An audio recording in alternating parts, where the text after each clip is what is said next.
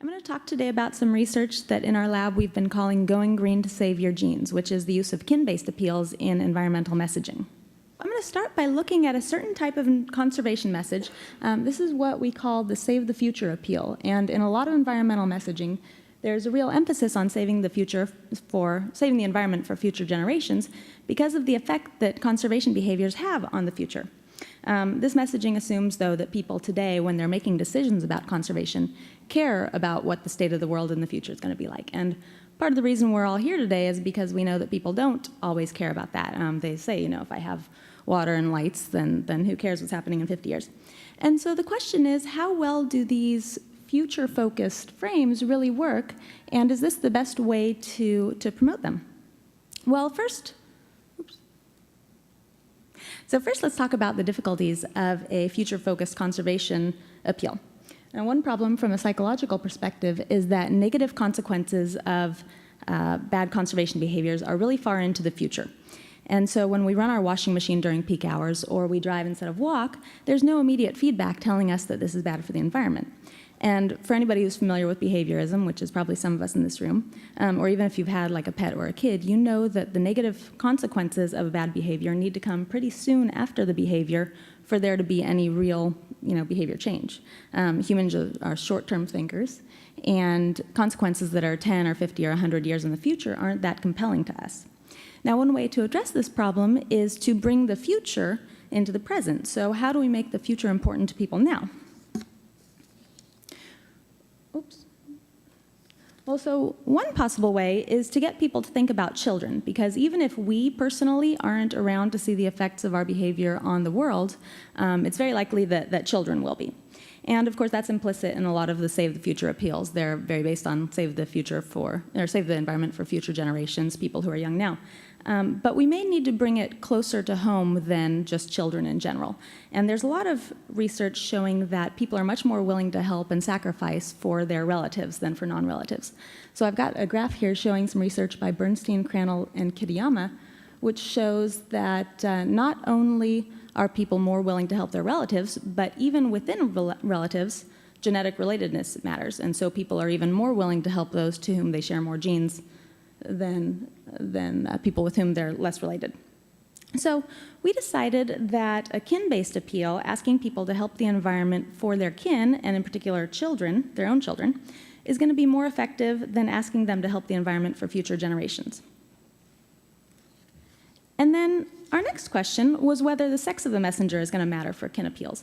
And we suspect, based on some previous research in our lab, that it does. I've got some colleagues, Becca Neal and Claire Yee, who did a study looking at energy efficiency behaviors. And they showed that when the message was framed in terms of preserving the environment for your kids, a female messenger was more persuasive than a male.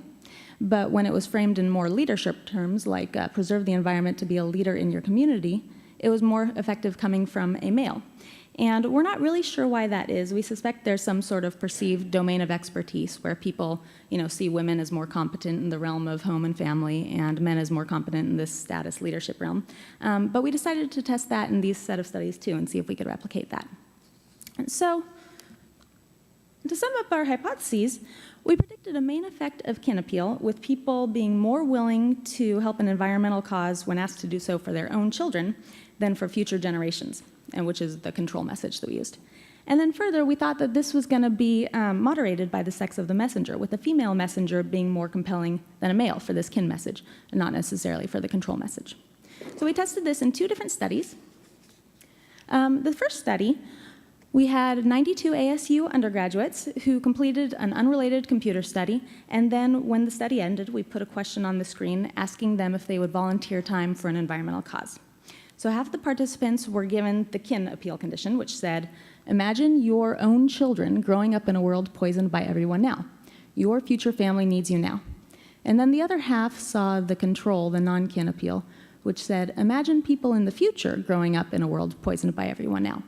The future needs you now. And we asked them after that, would you be willing to volunteer some time, and how much time would you be willing to volunteer? So this slide shows results for both of our dependent variables. On the left is the percentage who said they were willing to volunteer, and you can see that significantly more in the your own future children condition. And then on the right is the amount of time they said they would volunteer, and again, that was boosted in the own future children condition.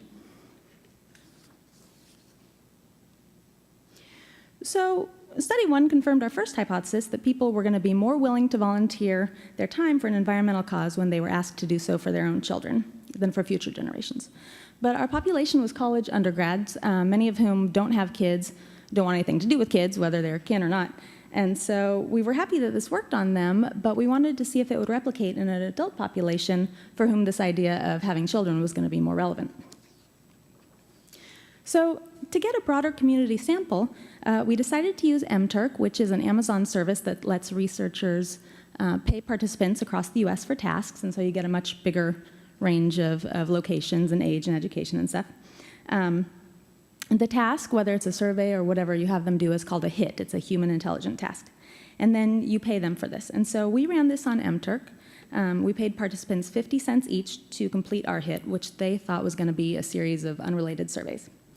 So we wanted to replicate our findings from study 1, so we divided the group in half and said, half of them got the kin message and half got the non-kin message, which I'll explain in a second, same as the first study. But we also wanted to look into this idea of the messenger, the female versus male messenger. And so half of each of those groups was divided, half of each of those groups saw the female messenger, which was this message coming from a woman named Jennifer Taylor, and the other half saw it coming from a man named John Taylor. And after that, there were 2 dependent variables that we looked at. The first was, the message was framed as a request from a fake environmental nonprofit called the Earth Awareness League, which we made up. And we asked people first if they would be willing to do extra hits, these Amazon tasks, for free, and how many they'd be willing to do. And then we reminded them that they were going to be paid 50 cents for this study they were about to do, and they could donate some of that money to the Earth Awareness League if they chose to. So we asked them, 2 separately, to donate time and to donate money. And then at the end, we asked them some demographic questions, including whether they had children, because we thought that might be important. So this is the slide that they saw. This is the first screen they saw if they were in the kin appeal condition with the female messenger. And it says at the top, before you begin the actual task, please read this short message from the Earth Awareness League. And then you can see right there, Jennifer Taylor, or it said John Taylor. And then how many hits would you complete, and how much of your 50-cent payment would you donate? So we're going to look at these results. So first, I'm just looking at this first hypothesis, the main effect of the kin appeal. And so we looked at whether they were willing to volunteer hits, and in the think of your own children message, they were significantly more likely to, or they would donate significantly more time to the environmental cause. And then also looking at the amount of money, they donated more money. And so 7 cents out of the 50 cents isn't that much, doesn't seem like, but it's 15% of what they were being paid compared to about 4% in the future generations control group. So that's actually maybe a good way for environmental groups to make money. But how about the messenger?